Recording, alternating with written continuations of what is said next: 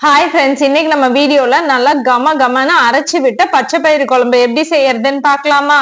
குக்கர்ல 1 table spoon எண்ணெய் சேர்த்துட்டு எண்ணெய் சூடானதுக்கு அப்புறமா 2 டேபிள் ஸ்பூன் வேர்க்கடலை, 1 டேபிள் ஸ்பூன் சீரகம், 1/2 டேபிள் ஸ்பூன் சோம்பு, 1/2 டேபிள் ஸ்பூன் மிளகு எல்லாத்தையும் 1 நிமிஷம் நல்லா வறுத்துக்கலாம். அது கூட ஒரு சின்ன துண்டு பட்டை, 2 ஏலக்காய், 3 வரமிளகாய், 1 மீடியம் சைஸ் பெரிய வெங்காயம், ஒரு சின்ன துண்டு இஞ்சி எல்லாத்தையும் சேர்த்துட்டு வெங்காய நிறம் மாறினதுக்கு அப்புறமா அது கூட 1/4 மூடி தேங்காய், கொஞ்சமா கருவேப்பிலை எல்லாத்தையும் சேர்த்துட்டு நல்லா வதக்கிக்கலாம். 2 நிமிஷம் நல்லா வதக்குனதுக்கு அப்புறமா ஸ்டவ் ஆஃப் பண்ணிட்டு 1/2 டேபிள் ஸ்பூன் தனியாத்தூள் சேர்த்துட்டு அந்த சூட்லயே நல்லா வறுத்து விட்டுட்டு ஆறுனதுக்கு அப்புறமா அதை விழுதா அரைச்சு எடுத்துக்கலாம்.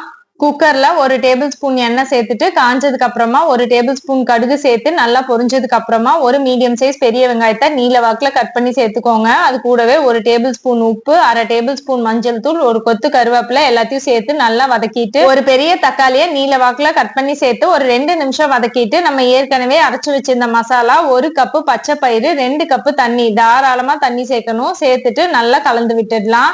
குக்கரை மூடிட்டு 5ல இருந்து 6 விசில் விட்டுடலாம். ஒருவேளை நீங்க பருப்பை ஊற வச்சிருந்தீங்கன்னா 3 விசில் மட்டும் விட்டுக்கோங்க.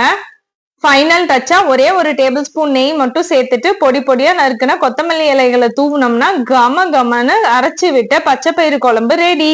இது சாதத்துக்கு மட்டும் இல்ல, இட்லி தோசைக்கு கூட ரொம்ப நல்லா இருக்கும். இன்னைக்கே ட்ரை பண்ணுங்க. பாய்.